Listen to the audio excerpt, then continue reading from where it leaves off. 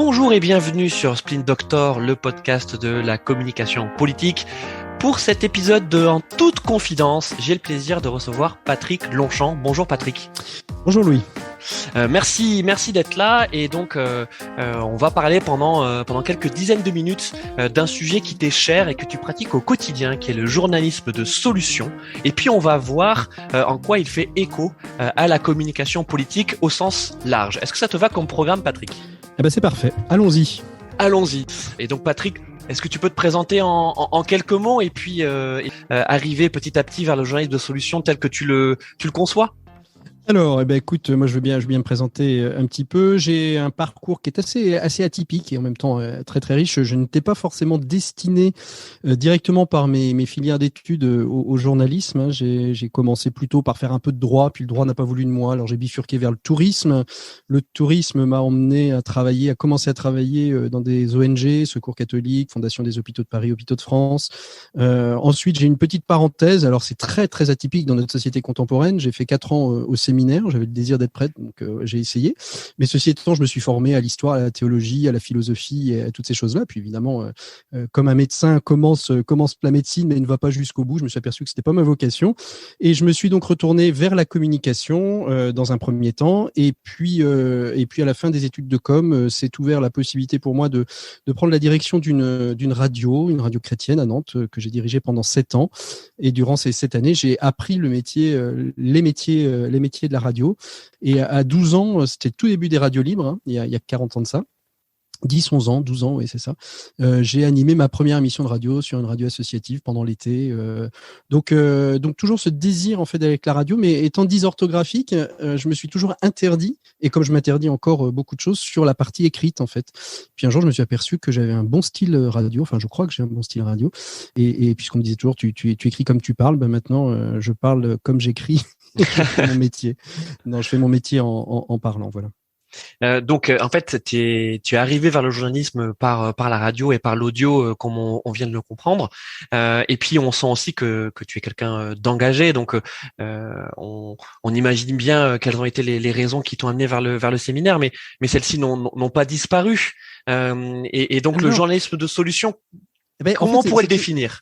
C'est toujours la même chose. Mon père était médecin, j'ai voulu être médecin. Puis je me suis aperçu que j'étais pas scientifique, donc j'ai pas fait médecin. J'ai voulu être prêtre parce que je trouvais que c'était une belle vocation. Et puis en fait, après j'ai fait du journalisme de solution. Et en fait, je me suis aperçu en réfléchissant, j'ai pas fait d'introspection particulière, mais je me suis dit c'est quoi le fil directeur de tout ça ? Mais c'est que à chaque fois j'ai envie de sauver le monde et j'ai envie de sauver les gens. Que ce soit médecin, que ce soit prêtre ou que ce soit journaliste de solution, mon travail, il est de donner aux gens la possibilité d'espérer, d'une certaine manière. Et le journalisme de solution, c'est le journalisme de l'espérance, tout simplement. C'est simplement de se dire, oui, il y a des problèmes dans le monde, il y a des problèmes qui existent, il y a des problématiques économiques, sociales, environnementales, etc. Mais face à ces problématiques, si on creuse, on s'aperçoit qu'il y a les solutions qui vont avec. Et très souvent, ces solutions, on les occulte. Le journaliste de solution répond à cette question par l'espérance, parce que face aux problématiques, il y a toujours des solutions. Et face à ces solutions, eh bien, on a un devoir, nous, en tant que journalistes, de devoir y répondre pour éviter que notre monde ne vive que dans la désespérance et dans la morosité permanente. Et très souvent, les médias, jusqu'à il y a peu de temps, parce qu'ils commencent à prendre le pli de cette forme de journalisme, ne vous annonçaient que des mauvaises nouvelles. Il y a tant de morts sur cette épidémie, il y a tant de personnes qui sont dans la rue, mais on ne vous parlait jamais des solutions qui existent et de ces acteurs et de ces actrices du changement qui tous les jours, depuis des centaines et des centaines d'années parfois, œuvrent à résoudre ce problème. Alors Patrick, on sent que la définition du journalisme de solution, elle est double. Elle est donc à la fois sur donc le journalisme qui communique sur les solutions aux grands problèmes de société, mais aussi un journalisme qui apporte lui-même des solutions à des problèmes que parfois il s'est lui-même créé. Et j'ai envie qu'on parle de cette deuxième partie. Est-ce que tu as le sentiment que les médias, d'une façon générale, et peut-être aussi la pratique du journalisme, sans encore parler de politique, c'est un peu perdu? Et si oui, comment?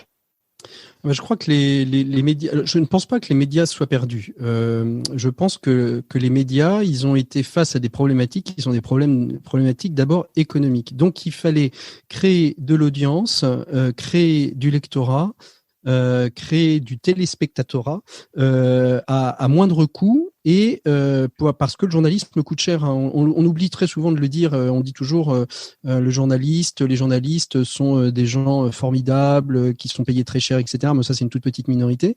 Ceci étant, il y a énormément de journalistes qui œuvrent sur le terrain, qui sont pas payés très cher et à qui on demande de plus en plus. Et donc, quand on demande de plus en plus, c'est ce que je dis toujours à des gens qui me parlent de mon métier ou à des étudiants en licence Infocom où j'enseigne, je leur dis toujours, faites attention parce qu'un journaliste aujourd'hui, avant, si vous vouliez faire une enquête, il n'y a pas de souci. Tu disais à ton rédacteur en chef, tiens, il y a un truc vachement intéressant sur les migrants, j'aimerais bien aller creuser un petit truc. Et tu avais facilement, vous savez, les rouletabille qui partaient au long cours, faire des enquêtes et qui revenaient avec... voilà. Aujourd'hui, c'est plus possible, on n'a pas le temps, ça coûte cher. Donc, un journaliste aujourd'hui, qu'est-ce qu'il doit faire? Eh bien, le matin, il se réveille, il va en conf de rédaction, son rédacteur en chef, lui, il arrive avec un sujet, on lui dit non, c'est pas intéressant, on verra ça peut-être pour le week-end. Entre-temps, si tu pouvais aller faire la fête du boudin, ce serait super sympa. En même temps, je crois qu'il y a une réunion politique à la région sur le budget, il faudrait peut-être que tu nous fasses un papier, et tout ça, tu nous le rends pour ce soir. Entre-temps, si tu peux rédiger quelque chose pour le web, ce serait cool, et si tu peux faire 2 photos, ce serait génial. Voilà. Donc, comment voulez-vous qu'on fasse un travail sérieux quand on ne laisse plus le temps aux journalistes d'aller creuser l'information? Mais c'est la problématique économique, parce qu'aujourd'hui, un journal coûte cher et qu'il n'y a pas les finances en face. La presse papier, elle est complètement sous perfusion de subventions publiques. On le sait bien quand on voit que certaines, par exemple, municipalités, on va parler politique peut-être tout à l'heure, mais certaines municipalités aujourd'hui donnent un budget de 400 à 500 euros par élu pour s'abonner à la presse. Ce qui est quand même assez phénoménal. Alors c'est vrai, la presse coûte cher, mais enfin bon, ce sont des budgets. Donc c'est un moyen aussi détourné que les communautés publiques, les communautés publiques, les mairies, les régions, les départements investissent dans la presse de cette manière-là, en disant bah voilà, on vous soutient et on prend des abonnements. Derrière aussi ce concept de journaliste de solution, on imagine aussi une société dans laquelle les médias, les journalistes ont un rôle particulier. Ce rôle-là, tu l'imagines comment? Est-ce que c'est celui d'être des interfaces, des traducteurs, des influenceurs, puisque c'est un mot à la mode? C'est quoi pour toi la juste place du journaliste de solution? Alors la juste place du journaliste de solution, c'est vraiment beaucoup l'utilisent en français, journaliste de solution. Moi, j'ai toujours préféré le terme anglais qui est impact journalisme, parce qu'il est beaucoup plus juste en fait, parce que en fait c'est un journalisme d'impact. On est là pour impacter le monde, des solutions qui existent et de permettre par le biais du ruissellement, c'est le mot à la mode en ce moment paraît-il, mais par le biais du ruissellement de dire aux gens voilà ce qui existe et qui fonctionne et donc allez-y. Donc on va impacter, on va prendre ce qui impacte le monde et on va essayer d'impacter nos lecteurs, nos auditeurs par le biais de ces solutions-là et de peut-être faire jaillir dans la tête d'un investisseur, dans la tête d'un professeur, dans la tête d'un particulier qu'il va pouvoir agir de cette manière-là, soit en investissant, soit en s'engageant dans telle structure, soit en allant travailler, soit en enseignant ou en invitant la personne. Et c'est ça le travail du journaliste de solution aujourd'hui pour moi. Tu es journaliste, mais pas uniquement. Tu es alors, c'est une nouvelle appellation. Je veux dire créateur de contenu également. On essaye. Il faut vivre en fait. Exactement. Déjà, en quoi cela consiste? Et puis comment tu fais pour allier les deux activités? Alors, moi, je me suis donné, d'abord, pour porter mon activité journalistique, j'ai d'abord créé une société. C'était plus simple que de travailler sous format de pige. Je considère que c'est ça. Donc, cette société, qui s'appelle Media Advise, quand je l'ai créée il y a 5 ans maintenant, l'idée, c'était de porter l'activité de journalisme de solution. D'accord, et de pouvoir en effet plutôt facturer que d'être payé en pige. C'était ça l'idée. Et puis d'apporter mon prisme au travers de 2 autres activités que sont l'animation événementielle et la formation, média training, etc. Enfin tout ce qu'on fait, que comme je dis souvent, tout ce que fait un journaliste quand il a plus de rédaction pour le faire vivre au quotidien. Mais à un moment donné, j'ai dit bon, qu'est-ce qui m'intéresse vraiment? La formation, ça m'intéresse, mais j'ai pas envie que ça devienne mon cœur de métier. Qu'est-ce que je sais faire? Quelles sont mes compétences? Mes compétences, c'est de savoir interviewer des gens, c'est de savoir d'être un très bon, je sais très bien éditorialiser, c'est-à-dire arriver à trouver des pistes éditoriales pour des radios, pour d'innover dans des émissions, etc. Donc voilà. Donc l'idée, c'était de dire, je continue la partie production. Donc aujourd'hui, je travaille essentiellement. Un de mes clients principaux, c'est le réseau des radios locales RCF, donc pour qui je fais l'émission l'écho des solutions. Je collabore avec une radio locale qui s'appelle Sun à Nantes, qui est une radio associative où je fais le même travail, mais sur un format plus court, d'une dizaine de minutes, qui s'appelle Ce n'est que le début. Et après, je me suis dit, journaliste de solutions, mais il faut qu'il y ait une cohérence dans mes créations de contenu. Et là, je me suis dit, si je veux que je sois cohérent dans mes contenus, il faut que je trouve une raison d'être. Et ma raison d'être, c'est être une voix VOX, VOIE pour la planète ou l'audio pour la planète. Mais vraiment dire, tiens, comment est-ce que je peux servir mon journalisme de solution au travers finalement des objectifs du développement durable. Et donc, à partir de là, tout le travail de création de podcast aujourd'hui, il est orienté vers des structures qui ont envie de parler de leurs valeurs, de leur raison d'être, de ne pas parler de leurs produits. Leurs produits m'intéressent pas beaucoup. Moi, ce qui m'intéresse, c'est quel est l'esprit, quelles sont les valeurs des entreprises et comment je peux les aider à formaliser ceci dans un contenu audio. Donc ça pourrait être du documentaire, ça peut être de la simple interview, ça peut être de l'interview pas forcément d'acteurs de l'entreprise, mais des parties prenantes externes de l'entreprise.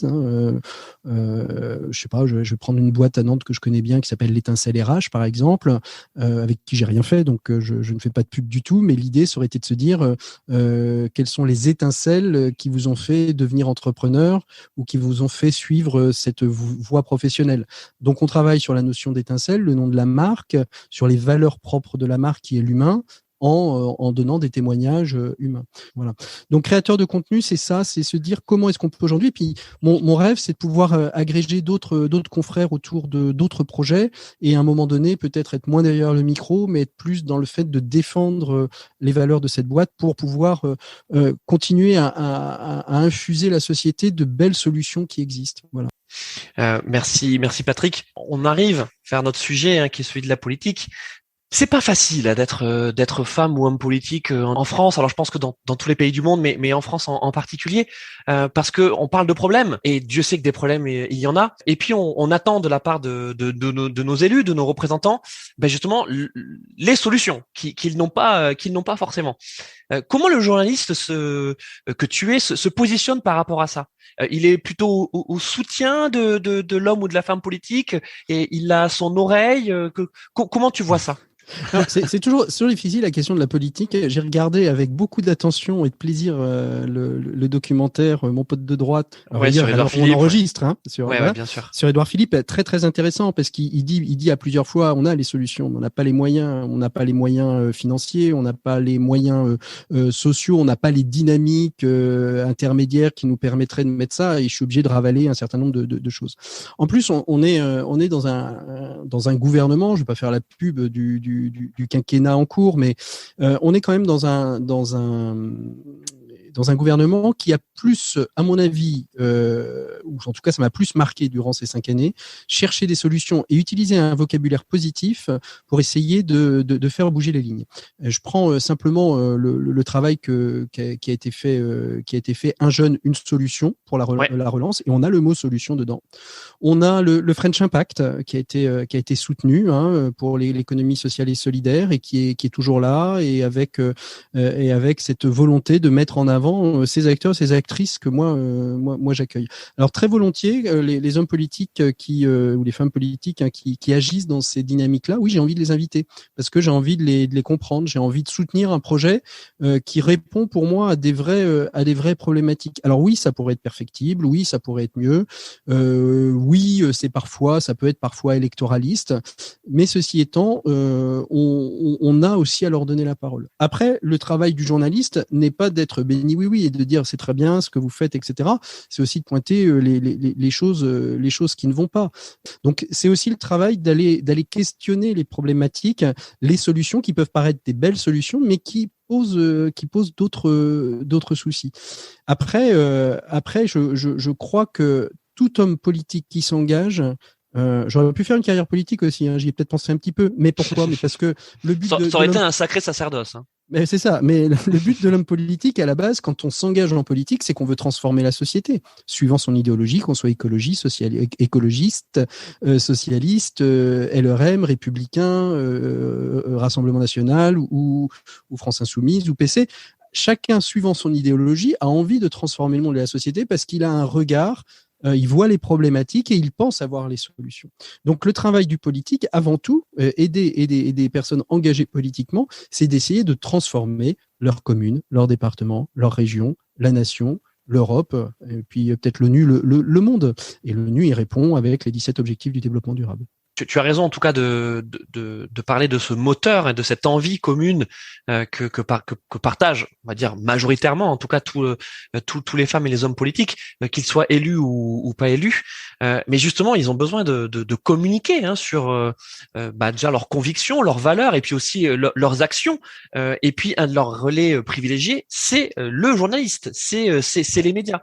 Alors moi j'essaye de pas les faire intervenir tout seul. Voilà. D'accord. Le côté de la com pour la com, ça m'intéresse pas beaucoup. Soit il y a une hyper actu et dans ce cas-là, on les invite seuls parce qu'ils ont des messages très clairs politiques à faire passer. Je pense à la crise épidémique. Je pense quand ils lancent un projet comme Un jeune une solution, qu'ils expliquent la mécanique du projet, ça me semble tout à fait normal. Ensuite, communiquer pour communiquer avec un homme politique, c'est pas vraiment mon truc. Je préfère les inviter avec différents acteurs qui sont aussi porteurs de solutions, qui peuvent aller les interpeller s'ils en ont envie, s'ils en ont besoin, parce que il faut aussi pouvoir. On n'est pas là pour servir des plats. Hein. C'est un petit peu la problématique. Et d'ailleurs, c'est toute la différence qu'aujourd'hui on fait entre un communicant et un journaliste. Hein. Le communicant, il va communiquer son produit, il est là pour communiquer son produit au plus grand âge. Le journaliste, il est là pour questionner. Il est là pour questionner les choses qu'il ne comprend pas. Et les choses qu'il ne comprend pas, elles peuvent parfois être dérangeantes. Donc, notre travail, c'est aussi de pouvoir les confronter, ces hommes et ces femmes politiques, à la réalité, au questionnement. Mais comme ils font beaucoup de média training, ils sont très, très, très doués. Donc, il faut être encore plus doué qu'eux. Alors, on va faire maintenant la dichotomie peut-être entre régional et national. C'est vrai on comprend que dans les matinales de grande écoute sur France Inter, France Info, Europe 1, RTL, on puisse inviter des hommes et des femmes politiques sur des formats. Oui, c'est tout à fait normal. Tu vois, c'est leur case. C'est leur case. C'est leur case. Ils sont faits pour là. Voilà. Mais ça correspond pas forcément, en tout cas, à ce que peuvent attendre les Français et la conception que peuvent avoir les Français de la politique, qui se fait avant tout par le local. Alors Patrick, raconte-nous. Moi, je les fréquente. Alors, je les fréquente pas tant que ça finalement en local, les hommes et les femmes politiques. Même si je les vois vivre, c'est vrai que je les vois vivre parce que très souvent, ces hommes et ces femmes politiques ont été. Alors, c'est vrai quand on vit sur un territoire et qu'on est journaliste, on finit par les croiser assez régulièrement. Des fois même, ce sont des amis de réseau qui commencent à faire des carrières politiques. On s'aperçoit d'ailleurs qu'en local, il y a assez peu de professionnels de la politique. Ils peuvent le devenir, soit ils sont en devenir. Et donc dans ce cas-là, je pense la ville où je suis, Johanna Roland, très clairement est une femme politique, maire de Nantes, qui était programmée pour faire une carrière politique. Je pense à Christophe Béchu à Angers, qui aussi a fait une carrière politique, etc. Mais à côté de ça, vous avez aujourd'hui à la tête par exemple de la région des Pays de la Loire, qui vient d'être élue, Christelle Morancet. C'est une femme d'entreprise à la base. C'est pas une femme qui a fait carrière politique.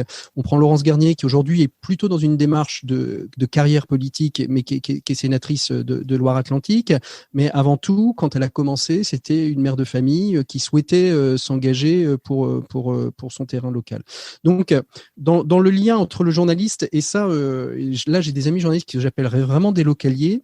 Ils font très très attention aux liens qu'ils peuvent avoir avec les politiques. Par exemple, un que je connais bien, qui travaille pour le journal Médiacité, l'équivalent de Mediapart en local, c'est toujours interdit, qui était mon rédacteur en chef quand j'étais directeur de radio, c'est toujours interdit, par exemple, de tutoyer les hommes et les femmes politiques. Pourtant, certains, il les connaît par cœur depuis 20 ans, presque certains, ils ont été à l'école ensemble.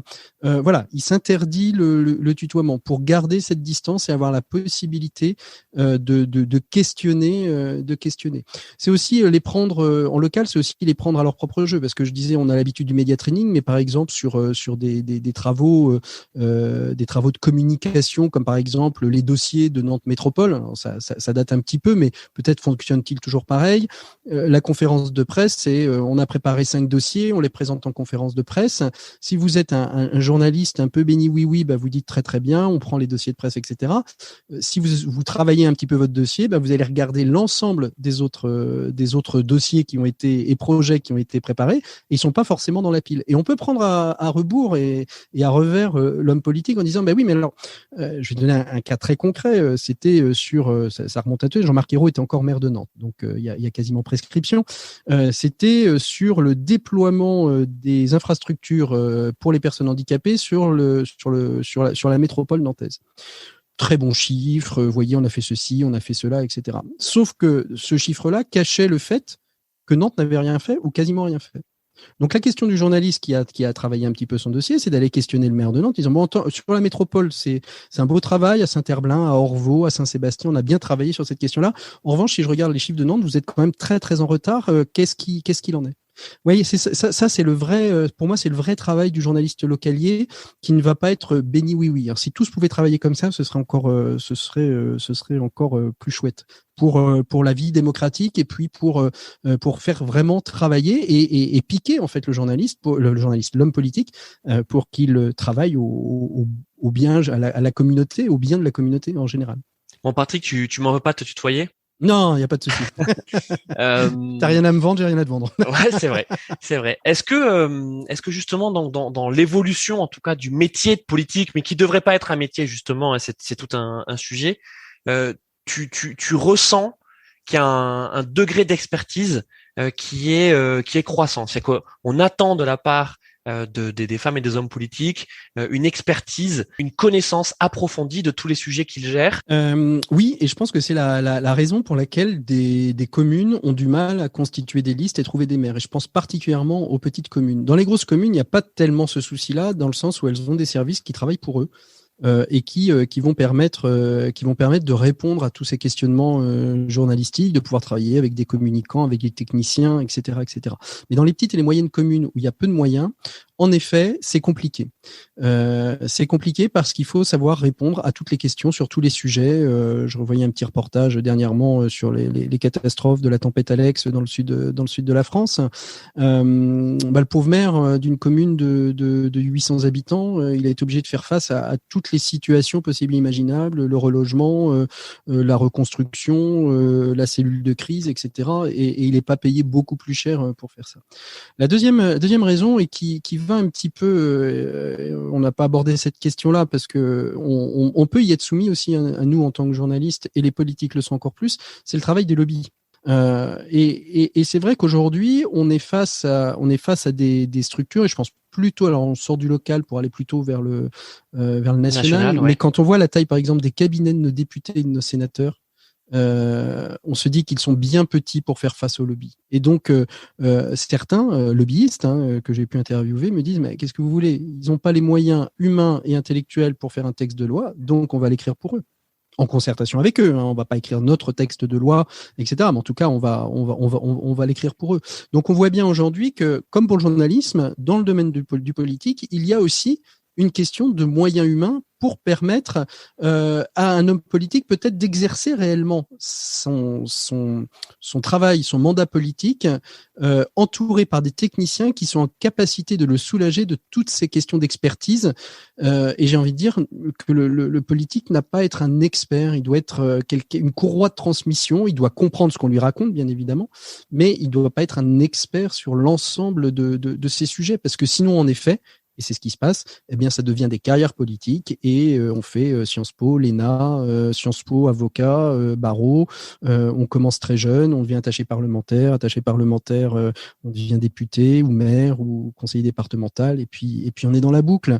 Et puis elle est attirante, la boucle, hein. Faut pas, ça peut être un bon ascenseur social aussi, hein. C'est intéressant ce que tu dis, parce que sans non plus faire de la politique de comptoir, c'est vrai que ce schéma-là nous fait dire qu'il y a quand même quelque chose qui cloche dans notre système politique, Patrick. Est-ce que toi, en tant que journaliste, tu le vois comme ça, ou finalement c'est une conséquence de plein de dysfonctionnements?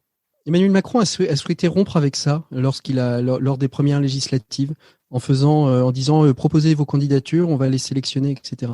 J'ai envie de paraphraser ou parodier. Voilà, on n'est pas homme politique, on le devient. Et on le voit bien parce que j'ai vu des gens qui n'étaient pas, qui étaient engagés. Hein, faut pas se leurrer. Hein. Les gens qui deviennent, qui s'engagent en politique sont soit engagés déjà dans des partis, soit engagés dans la vie associative, soit engagés syndicalement. Grosso modo, c'est à peu près le triptyque du parcours pour devenir homme politique. Mais ceci étant, la base, c'est l'engagement. Je pense que petit à petit, je pense que c'est une somme de choses, en effet. Tu as raison de dire ça. Je pense que c'est une somme de choses qui fait que petit à petit, on a créé cette nomenclatura d'hommes et de femmes politiques.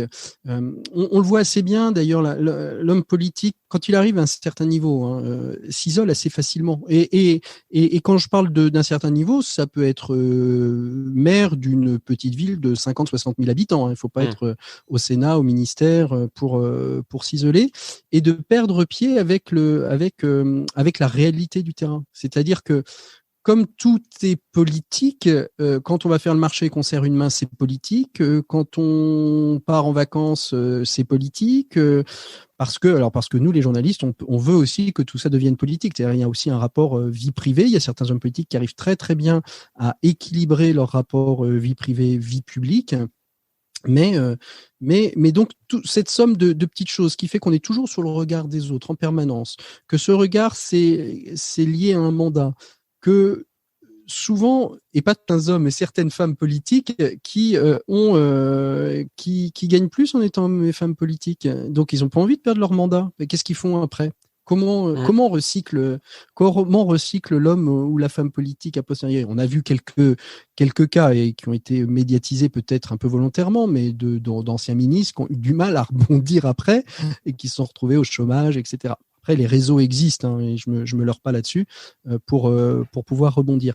Mais ceci étant, c'est une vraie problématique. Et en même temps, il faut bien ce qu'il faut pour pouvoir vivre, pour pouvoir se déplacer, pour que ça ne devienne pas, ou alors ça deviendrait, à contrario, une classe politique de riches parce que j'ai les moyens, je peux faire de la politique. D'aucuns me disaient dernièrement à propos d'un politique que je ne citerai pas ici, lui, il n'y a pas de problème pour faire de la politique, il a gagné de l'argent avec son bouquin. Et donc aujourd'hui, il est libre. Il est libre de pouvoir en faire, de ne pas en faire. Parce qu'il a suffisamment gagné d'argent. Donc, il faut aussi que ça ne devienne pas non plus la classe des riches qui domine les plus pauvres parce que je ne peux pas et je ne veux pas. Donc là, on parlait de la classe politique vis-à-vis de laquelle de plus en plus d'aversion de la part des Français, et ça date pas d'aujourd'hui.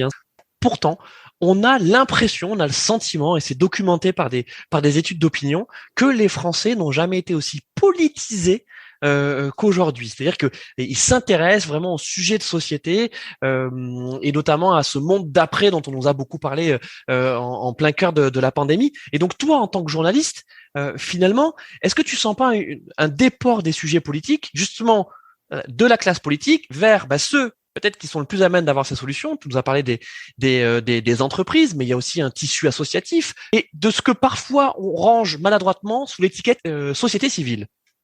Alors, c'est très intéressant. Il y a plein de sujets qui me viennent à l'esprit. La première, oui, il y a une désaffection des hommes politiques. Et tu me demandes quel est des Français à la politique. Et tu me demandes comment nous, en tant que journalistes, tu me demandais juste un peu avant, comment on impactait aussi la vie politique.